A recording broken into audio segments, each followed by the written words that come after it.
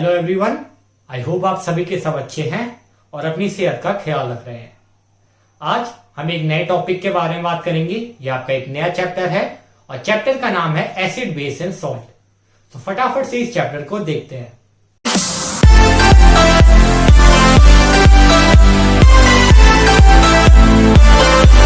चलिए स्टार्ट करते हैं एसिड, बेस एंड एल्कली से। तो एसिड और बेस के बारे में आपने बचपन में डेफिनेशन पढ़ी थी और आपने कुछ इनकी प्रॉपर्टीज पढ़ी है। तो पहला क्या है, एसिड आर सोर इन टेस्ट। आपको पता है एसिड क्या होता है, खट्टे होते हैं। नींबू खाते हो, सिट्रिक एसिड, ठीक है। टमाटर, ऑक्सैलिक एसिड। विनेगर, चाउमीन तो बहुत पसंद है बच्चों को, विनेगर, एसिटिक एसिड, ठीक है। और कर्ड, दही खट्टी होती है ना, लैक्टिक एसिड। तो इस सारे के सारे एसिड जो आपके होते हैं, मोस्टली जनरली जो एसिड्स होते हैं उनका खट्टा टेस्ट होता है। अब आता है बेस। बेस का कैसा टेस्ट होता है, बिटर टेस्ट होता है। कॉफी पीते होंगे, कैसा टेस्ट होता है, कड़वा टेस्ट होता है। और कभी सोप मुंह में गया है, कैसा होता है, कड़वाहट लगती है, सोप। वॉशिंग सोडा, सर सुर मुंह में गया होगा, अजीब से चीनी टाइप की मस्ती है, तो बस क्या है, आपके बेस है। दूसरी प्रॉपर्टी ये है कि जो आपके एसिड्स होते हैं वो आपका ब्लू लिटमस पेपर जो है आपका, जो एसिड और बेस को क्या करता है, आइडेंटिफाई करने में आपको हेल्प करता है, इंडिकेट करता है कि कौन सा एसिड है, कौन सा बेस है। तो जो आपका ब्लू लिटमस पेपर है वो रेड में टर्न हो जाएगा, जो आपका रेड लिटमस पेपर होगा वो ब्लू में टर्न हो जाएगा। तो ये एक तरीका है, ऐसे में भी आप पहचान सकते हो। अब जो आपको इस चैप्टर में पढ़ना है वो ये है कि जो आपके एसिड्स होते हैं ये क्या होते हैं। तो एसिड मैंने बोला कि H पॉजिटिव आयन आपको देते हैं। एसिड्स गिव्स या यील्ड्स H पॉजिटिव आयंस। अब आप बोलोगे भैया मजाक मत करो, ठीक है, बुक पे लिखा है H3O पॉजिटिव। तो होता क्या है कि एसिड्स जो होते हैं, एसिड्स ये होते हैं बहुत कमाल के। ये क्या होते हैं, जब इनको आप पानी में डालते हो, व्हेन डिसॉल्व्ड इन वाटर, ठीक है। एसिड को जब आप पानी में डालते हो तो ये H पॉजिटिव आयन तो देते हैं, लेकिन ये जो H पॉजिटिव आयन होता है ना, ये तो होता है अनस्टेबल, ठीक है। अनस्टेबल इसलिए होता है क्योंकि इसके पास इलेक्ट्रॉन है नहीं, सिर्फ प्रोटॉन है।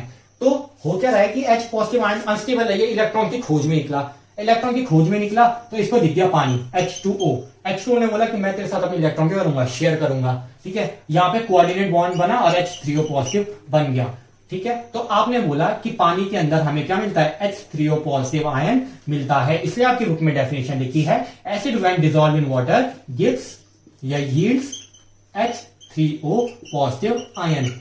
इस बात को याद रखना, व्हेन डिसॉल्व इन वाटर, जब पानी में डिसॉल्व करोगे तब आपको H3O पॉजिटिव आयन आपका एसिड देगा। एग्जांपल HCl, बहुत प्यारा एसिड है। इसको क्या किया आपने, एक्वस सॉल्यूशन में डाला, ब्रेक करेगा एक्वस सॉल्यूशन में, क्या देगा, एक H पॉजिटिव देगा। अभी H पॉजिटिव तो अनस्टेबल है, ये पानी के साथ रिएक्ट कर गया, तो क्या मिला आपको, H3O पॉजिटिव। ये आपने कोऑर्डिनेट बॉन्ड में पढ़ा है। बाकी क्या बचा, Cl नेगेटिव आपका बचा। Base accept H positive ions from acids. जो आपके बेस होते हैं ये H पॉजिटिव आयन को एक्सेप्ट करते हैं, जो किससे आता है, एसिड से। And gives salt and water. आपका सॉल्ट और वाटर आपको देते हैं। ये आपने न्यूट्रलाइजेशन रिएक्शन पढ़ी है कि जब एसिड और बेस को आप मिलाते हो तो आपको सॉल्ट एंड वाटर मिलता है। तो आपके बेस क्या करते हैं, H पॉजिटिव आयन को एक्सेप्ट करते हैं और आपको सॉल्ट एंड वाटर दे देते हैं। रिएक्शन अगर आपको बतानी है तो कोई सा भी एक बेस ले लो और कोई सा भी एक एसिड ले लो। जैसे हम यहाँ पे ले रहे हैं आपका बेस जो है आपका Na1, ये आपका बेस है, और आपका एसिड ले रहा हूं मैं HCl, ठीक है। रिएक्शन हुई, इसने H पॉजिटिव दिया, यहाँ पे Cl नेगेटिव दिया, यहाँ पे इसने Na पॉजिटिव दिया, ठीक है, OH नेगेटिव दिया। ये एक आपका बेस है, इसने क्या कर दिया, H पॉजिटिव को एक्सेप्ट कर लिया, क्या मिलेगा, H2O। रिएक्शन आपको पता है, बचा Na plus Cl negative, electrostatic force लगता है, क्या बनता है, NaCl। ये क्या है आपका सॉल्ट, ये क्या आपका वाटर। तो क्या हो रहा है यहाँ पे, बेस ने H पॉजिटिव को एक्सेप्ट किया, सॉल्ट एंड वाटर आपका प्रोड्यूस हो रहा है। अब देखते हैं एल्कली। एल्कली क्या होता है, एल्कली क्या करता है, जब आप इसको पानी में डालते हो, ठीक है, when alkali is a compound, ऐसे लिख लो, एक ऐसा कंपाउंड होता है जिसको आप जब पानी में डालते हो, ठीक है, विच when dissolve in water. Alkali को जब आप पानी में डालते हो ना तो आपको क्या देता है, OH नेगेटिव आयन देता है। OH नेगेटिव आयन आपको देता है एल्कली, जब आप एल्कली करोगे पानी में डालोगे। एग्जाम्पल NaOH, इसको एक्वस सॉल्यूशन में आपने डाला, मतलब पानी में डाला, तो किस में ब्रेक करेगा, एक Na पॉजिटिव में, एक OH नेगेटिव में। क्या दिया आपको, OH नेगेटिव आयन दे दिया, OH नेगेटिव आयन दे दिया। अब आप बोलोगे कि भैया आपने यहाँ पे भी NaOH यूज किया, यहाँ पे भी NaOH यूज किया, तो यहाँ पे तो एल्कली होना चाहिए, यहाँ पे तो भी एल्कली है, यहाँ पे भी एल्कली है। तो आपके जितने भी बेस होते हैं वो सारे के सारे आपके क्या होते हैं, जो आपके एल्कली होते हैं वो सारे के सारे बेस होते हैं, लेकिन सारे के सारे बेस आपके एल्कली नहीं होते हैं। एग्जाम्पल देखो, बेस के अंदर क्या आता है, ZNO भी आता है। अब ZNO ब्रेक करेगा तो OH नेगेटिव तो आपको मिला ही नहीं, तो मैं ये बोल दूंगा कि आपका बेस नहीं है, तो मैं ऐसा तो नहीं कर सकता ना। इसलिए हमने बेस को अलग से डिफाइन किया, बेस को और एल्कली को अच्छे से डिफाइन किया। जो बेस आपको OH नेगेटिव दे रहा होगा वही आपका क्या होगा, एल्कली होगा। जो नहीं दे रहा होगा वो आपका एल्कली नहीं होगा, वो आपका बेस होगा। एग्जाम्पल, अगर समझ नहीं आ रहा तो ZNO देख लो, MgO देख लो, CaO देख लो, इसमें हाइड्रोजन है ही नहीं, तो OH बनने का तो कोई सवाल ही नहीं होता।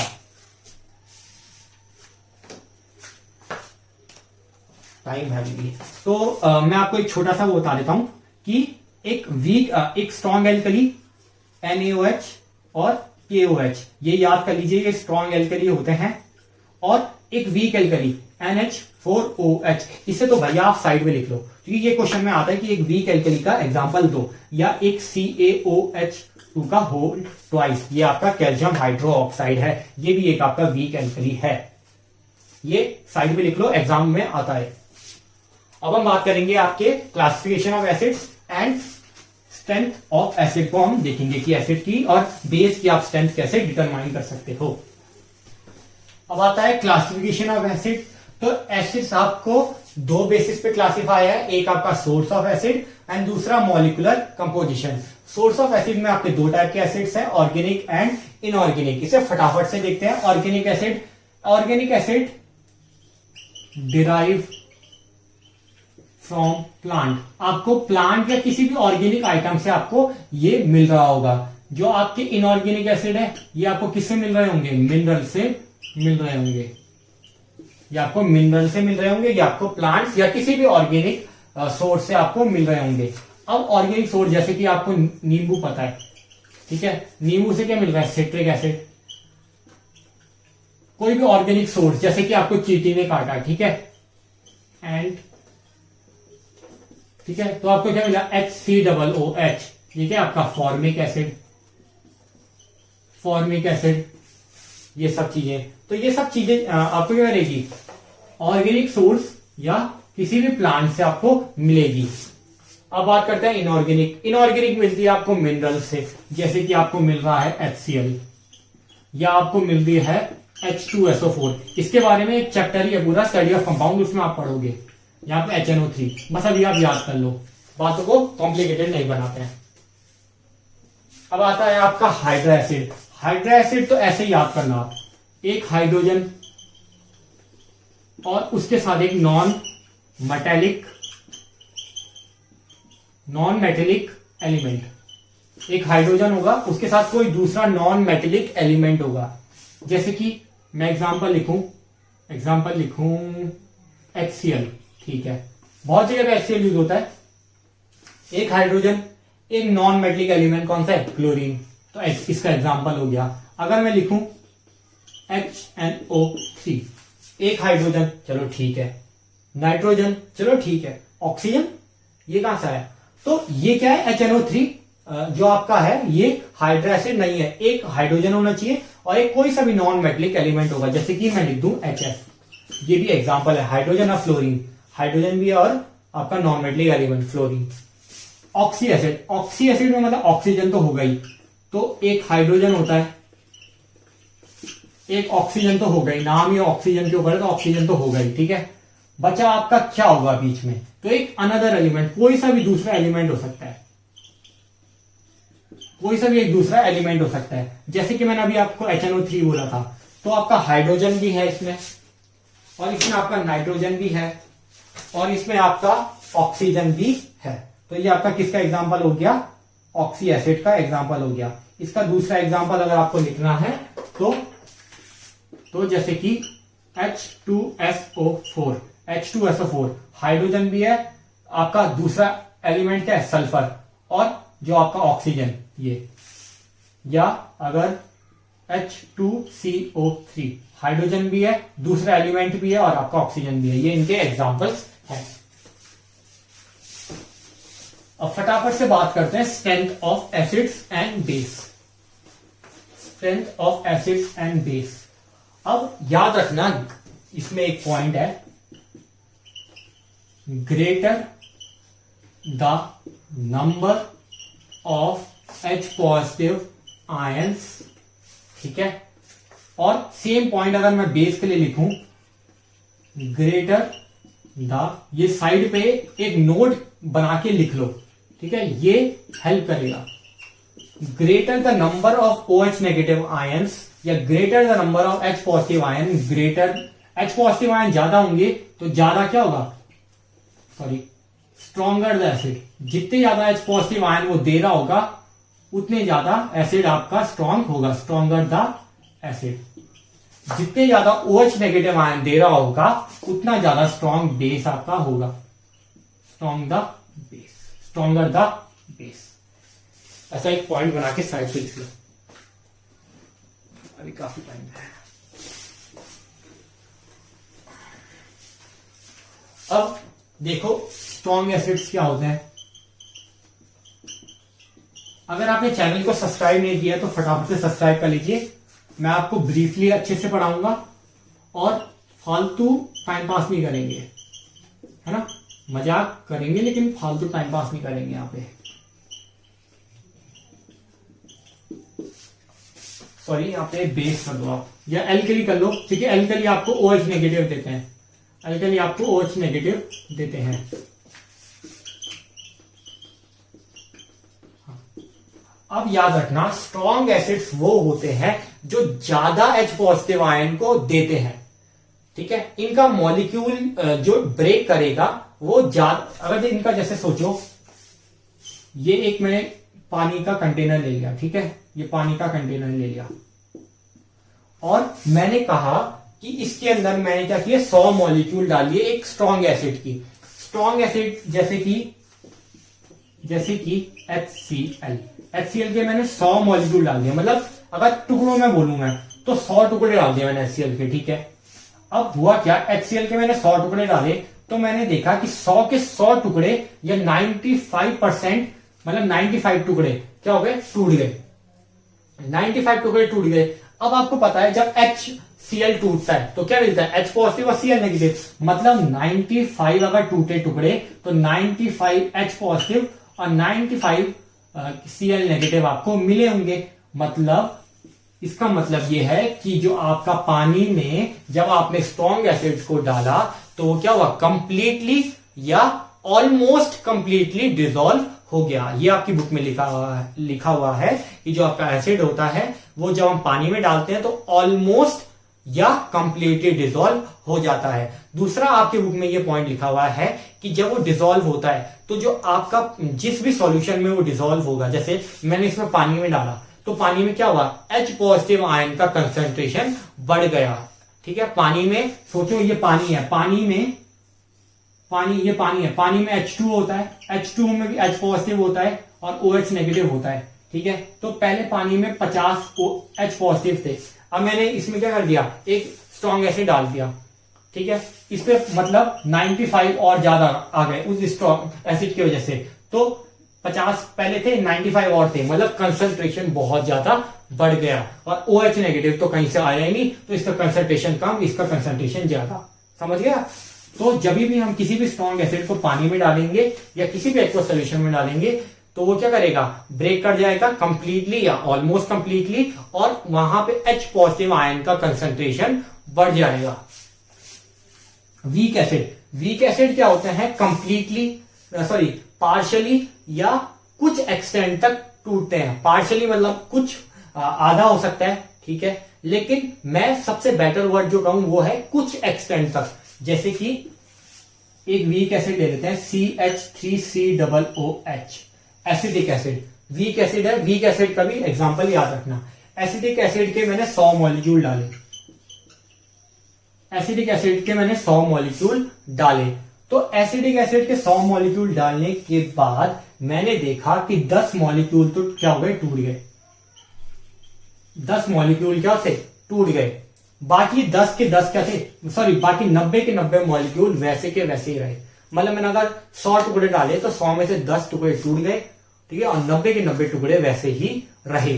तो ये क्या करते हैं, कुछ एक्सटेंट तक टूटते हैं, ऐसा नहीं कि नहीं टूटते हैं, कुछ एक्सटेंट तक आपके टूटते हैं।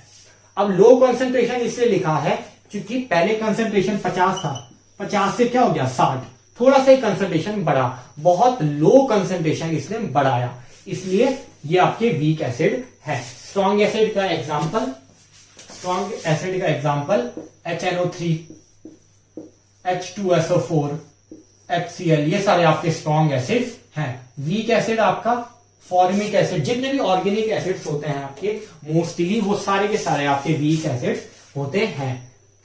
इसलिए पॉइंट को याद रखना, जो भी आपके ऑर्गेनिक एसिड्स होंगे ये सारे के सारे आपके वीक एसिड्स होंगे, क्योंकि ये पानी में क्या कहते हैं कंप्लीटली डिसॉल्व नहीं होते हैं। हम बात करेंगे स्ट्रॉन्ग एल्कली की। यहाँ पे वीक एसिड का एग्जांपल मैं आपको देता हूं, HCOOH फॉर्मिक एसिड या CH3COOH एसिटिक एसिड, और भी कई सारे हैं। अब बात करते हैं स्ट्रॉन्ग एल्कली। स्ट्रॉन्ग एल्कली जैसे यहाँ पे OH नेगेटिव जो ज्यादा दे रहा था, ठीक, सॉरी H पॉजिटिव जो ज्यादा दे रहा था, ठीक है, तो वो क्या था स्ट्रॉन्ग। यहां पे जो OH नेगेटिव का कंसंट्रेशन बढ़ा दे, ठीक है, या इंक्रीज, ठीक है, concentration of OH negative ion, ये क्या करेगा, OH नेगेटिव आयन का कंसंट्रेशन बढ़ा देगा या बहुत सारे OH नेगेटिव आयन प्रोड्यूस कर देगा। दूसरा पॉइंट हमने यहां पे क्या लिखा था, ये कंप्लीटली डिसॉल्व हो जा रहा था, तो इसे हम स्ट्रॉन्ग कह ले रहे थे, तो यहां पे भी स्ट्रॉन्ग है, मतलब ये क्या कर रहा है, कंप्लीटली डिसॉल्व कर रहा है, ऑलमोस्ट या completely dissociate in aqueous solution. Completely या ऑलमोस्ट कंप्लीटली क्या हो रहा है, डिसॉल्व हो जा रहा है। अगर मैं एग्जांपल से कहूं तो ये पानी है आपका और इसके अंदर NaOH स्ट्रॉन्ग एसिड है, इसके क्या कर लिया मैंने 100 मॉलिक्यूल डाल दिए, तो 100 में से 95 टूट गए, 98 टूट गए शायद, या 100 के 100 टूट गए, ठीक है, बहुत ब्रिलियंट था तो 100 के 100 इसने तोड़ दिए, तो अब क्या हो गया, स्ट्रॉन्ग एसिड हो गया आपका, स्ट्रॉन्ग एल्कली हो गया आपका, या स्ट्रॉन्ग बेस हो गया आपका। क्यों, क्योंकि ये OH नेगेटिव आयन का कंसंट्रेशन बढ़ा देगा। वीक एल्कली, वीक एल्कली बेचारा बहुत सुस्त आदमी, थका थुका इंसान, ठीक है, ये क्या करता है, ये थोड़ा सा काम करता है उसके बाद कुछ नहीं कर पाता। वीक एल्कली का एग्जांपल मैंने आपको कहा था कि पीछे याद रखना हो, तो NH4OH, याद नहीं है तो देख लो, NH4OH, NH4OH को पानी के अंदर डाला, इसने बोला भाई मैं बहुत थक गया हूं, ठीक है, मैं थोड़ा ही काम करूंगा, तो इसने क्या किया 10% काम किया, मतलब 10% ये क्या हो गया, डिसोशिएट हुआ, 10% टूटा, बाकी 90% क्या हो गए, वैसे के वैसे ही रहे, 90% ये वैसे का वैसे ही रहा। तो जो आपके वीक एसिड, वीक एल्कली होते हैं, वीक एल्कली होते हैं डिसोशिएट पार्शियली, पार्शियली डिसोशिएट करते हैं, या टू सम एक्सटेंट, या कुछ एक्सटेंट तक ही डिसोशिएट करते हैं, और producing a low concentration of OH negative ion, बहुत कम कंसंट्रेशन प्रोड्यूस करते हैं, किसका, OH नेगेटिव आयन का प्रोड्यूस करते हैं। इसका एग्जांपल CaOH2 का होल ट्वाइस। बस इसमें इतना ही है और कुछ देखने वाला नहीं है। अब आप बोलोगे भैया नोट्स वोट्स नहीं लिखा रहे, तो नोट्स की चिंता मत करो, बुक से भी आप देख के लिख सकते हो। बात है आपको यहाँ पे रटना नहीं है, आपको इस चीजों को समझना है, आगे भी आपके काम आएगा। 10th हो जाती है, उसके बाद 11th 12th में बच्चों की बहुत बुरी आदत होती है, इसलिए इसको अभी सही से समझ लीजिए। बाकी कोई भी आप मेरे टॉपिक को अगर मैं आपको पढ़ा रहा हूं तो किसी भी वीडियो को आप स्किप मत कीजिएगा। मैंने ब्रीफली आपके चैप्टर का लाइन बाय लाइन जो आपका मेन है वो सारा का सारा आपको पढ़ाना है इस पे। तो चलिए अब नेक्स्ट टॉपिक के बारे में बात करते हैं। अब बात करते हैं आपकी basicity of acids and acidity of alkali या एसिडिटी ऑफ बेस। हमेशा याद रखिएगा जो आपके एसिड्स होते हैं इनकी बेसिसिटी होती है और जो आपके बेस होते हैं इनकी एसिडिटी होती है। अब अगर मैं बोलूं कि बेसिसिटी है क्या, तो बेसिसिटी ये है कि जो आपका एसिड है वो कितने H पॉजिटिव आयन आपको दे रहा है। अब कितने आप कैसे बता दो कि 1 दे सकता है, 2 दे सकता है, 3 दे सकता है। तो अगर मैं इसको ऐसे लिखूं कि n number of H positive ion दे रहा है, ठीक है, और ये n क्या हो सकता है 1 2 3, तो जो ये n है ये क्या है, बेसिसिटी है, ये आपकी बेसिसिटी है। दूसरा एसिडिटी। अब बेस क्या देता था आपको, OH नेगेटिव, तो कितने OH नेगेटिव आयन आपको दे रहा होगा, ये क्या है आपकी, ये क्या आपकी एसिडिटी। अब बात करते हैं मोनोबेसिक। तो मोनोबेसिक क्या है, the monobasic acids contain one replaceable H positive ion पर मॉलिक्यूल ऑफ एन एसिड। वो ये कहना चाह रहा है कि जो आपके मोनोबेसिक होते हैं वो क्या करते हैं, उनमें एक H पॉजिटिव आयन होता है जिसको आप क्या कर सकते हो, रिप्लेस कर सकते हो, जिसको आप हटा सकते हो। मतलब अगर मैं बोलूं कि कोई सा भी एसिड है, जैसे कि HCl है और HCl का एक मॉलिक्यूल है, ठीक है, HCl के एक मॉलिक्यूल से आप कितने H पॉजिटिव, हाँ हाइड्रोजन नहीं, H पॉजिटिव आयन हटा सकते हो। तो यहां से एक H प्लस में टूटेगा, एक Cl नेगेटिव में टूटेगा, तो H प्लस कितना मिला, एक H प्लस मिला आपको।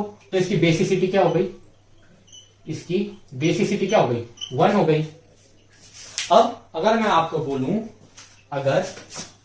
बोलूं कि दूसरा एसिड है H2SO4, या इससे भी कोई बढ़िया सा एसिड ले लेते हैं, मेरा मनपसंद तो HNO3, ये ले लिया। अब HNO3 से मैं बोलूं कि आप कितने हाइड्रोजन आयन रिप्लेस कर सकते हो, मतलब कितने हाइड्रोजन आयन बाहर निकाल सकते हो HNO3 के एक मॉलिक्यूल से। तो ये HNO3 का एक मॉलिक्यूल है, इससे मैं कितने बाहर निकाल सकता हूं, एक ही हाइड्रोजन बाहर निकाल सकता हूं। ये कैसे टूटेगा, H positive plus NO3 negative, इसमें टूटेगा तो H पॉजिटिव कितना हुआ, एक आपका एक आयन बाहर निकला। तो इसकी बेसिसिटी क्या है, इसकी बेसिसिटी 1 है। इसका मतलब जो आपके मोनोबेसिक एसिड्स होंगे उनकी बेसिसिटी क्या होगी, 1 होगी। इसके एग्जाम्पल जैसे कि HCl, HNO3, ये सारे के सारे मोनोबेसिक है, जिसमें भी एक हाइड्रोजन आयन बाहर निकल रहा होगा वो क्या होगा, मोनोबेसिक होगा। अब डायबेसिक में सीधा आप बातों को कनेक्ट करके चलोगे तो 2 रिप्लेसेबल H प्लस आयन, इससे 2 H प्लस आयन आप बाहर निकाल सकते हो, जैसे कि किससे, H2SO4 से, है ना। और भी कई सारे हैं जैसे कि H2CO3 कार्बोनिक एसिड, इससे आप बाहर निकाल सकते हो। और भी कई सारे हैं जिनसे आप क्या कर सकते हो, H पॉजिटिव आयन बाहर निकाल सकते हो। अब आपको मैं अगर बोलूं कि H2SO4 से कितने निकल रहे हैं, 2 निकल रहे हैं, या इससे कितने निकल रहे हैं, 2 H पॉजिटिव निकल रहे हैं, तो इनकी बेसिसिटी क्या हो जाएगी, 2 हो जाएगी। अब ट्राइबेसिक में 3 बाहर निकल रहे होंगे, तो इसका एग्जांपल है, ये ट्राइबेसिक का ज्यादा पूछता है, तो फॉस्फोरस एसिड इसका एग्जांपल है, फॉस्फोरिक एसिड इसका एग्जांपल है। ये देख लो कैसे टूटता है। तो इससे 3 H पॉजिटिव बाहर निकलते हैं और PO4 नेगेटिव बाहर निकलता है। तो इसकी बेसिसिटी कितनी है, इसकी बेसिसिटी क्या है, 3। अब बात करते हैं मोनो एसिडिक बेस। तो अगर आप बातों को कनेक्ट करोगे तो यहां पे क्या होगा, एक OH नेगेटिव आयन को निकाल सकते हो एक मॉलिक्यूल, किसके, बेस के एक मॉलिक्यूल से आप निकाल सकते हो OH नेगेटिव आयन। जैसे कि कोई सा भी मॉलिक्यूल ले लेते हैं, जैसे कि OH, NaOH, ठीक है, NaOH। तो अगर NaOH टूटता है तो क्या मिलता है, एक Na पॉजिटिव और एक OH नेगेटिव, तो कितना मिला, 1 मिला। तो इसकी एसिडिटी क्या हो जाएगी, 1। समझ लो ना कितने नंबर में मिल रहे हैं, जितने नंबर में मिल रहे होंगे उसकी एसिडिटी या बेसिसिटी क्या हो जाएगी, उतनी हो जाएगी। अब इसमें 2 रिप्लेसेबल OH नेगेटिव, मतलब इसमें 2 निकल रहे होंगे, ठीक है। तो कोई सा भी ऐसा बेस ले लेते हैं जिसकी बेसिसिटी 2 हो, जैसे कि आप CaOH2 का होल ट्वाइस, ठीक है, इससे कितने निकल सकते हैं, आप 2 OH नेगेटिव बाहर निकल सकते हैं। तो इसकी बेसिसिटी क्या हो जाएगी, 2 हो जाएगी। और कोई सा भी ले लो, हाइड्रोक्साइड, तो सारे के सारे हाइड्रोक्साइड जितने भी है आपके ZnOH2 का होल ट्वाइस, ये एसिडिटी की डाया एसिडिक बेस, इसके एग्जांपल्स हैं। अच्छे से लिख लेते हैं, CaOH2 का होल ट्वाइस, MgOH2 का होल ट्वाइस, और भी आप लिख लेना। और ट्राइबेसिक, ट्राइबेसिक में क्या 3 बाहर निकल रहे होंगे, ट्राइबेसिक, ट्राई एसिडिक बेस और ट्राई बेसिक एसिड, इन दोनों के अच्छे से याद कर लेना। ट्राई बेसिक एसिड और ट्राई एसिडिक बेस एक्चुअली बोलने में भी बहुत कंफ्यूजिंग होता है, जैसे अब मैं बोल रहा हूं तो बोलने में बहुत कंफ्यूजिंग है, लेकिन लिखने में अगर आपको एक बार समझ आ गया तो इसको आप आराम से लिख सकते हो, क्योंकि अभी तो क्या है माइंड बहुत वर्किंग में है, मतलब आप ये भी करो ये भी कर लो, लेकिन जब आप इसको काम से सोचोगे, इसके बारे में ध्यान से सोचोगे, तो आपको आराम से समझ आ जाएगा। तो आपको रटना नहीं है, इस समय समझना है। तो ट्राया एसिडिक बेस मतलब इससे कितने बाहर निकल रहे होंगे, 3 OH नेगेटिव। तो कोई ऐसा कंपाउंड ले लेते हैं, कोई ऐसा बेस ले लेते हैं जिसमें 3 OH नेगेटिव है, जैसे कि मैंने बोला एल्यूमिनियम हाइड्रोक्साइड, तो इसमें 3 OH नेगेटिव आयन है, 3 OH नेगेटिव आयन है। तो इसकी बेसिस एसिडिटी कितनी हो जाएगी, इसकी एसिडिटी कितनी हो जाएगी, 3 हो जाएगी। साफ सीधी बात, बहुत इजी था। अब मैं आपको कुछ एसिड्स लिख के दे रहा हूं, इसको आपको प्रैक्टिस करना है, इसको आपको प्रैक्टिस करना है घर पे, और मुझे बताना है कि इसकी आप एसिडिटी बताओगे। और एक और ले लेते हैं बढ़िया सा CH3COOH, इसकी आप बेसिसिटी बताओगे। अगर आपको आता है तो कमेंट सेक्शन में डाल देना, और वरना नेक्स्ट वीडियो में मैं तो आपको इसका आंसर बता ही दूंगा। तब तक के लिए टाटा, गुड बाय।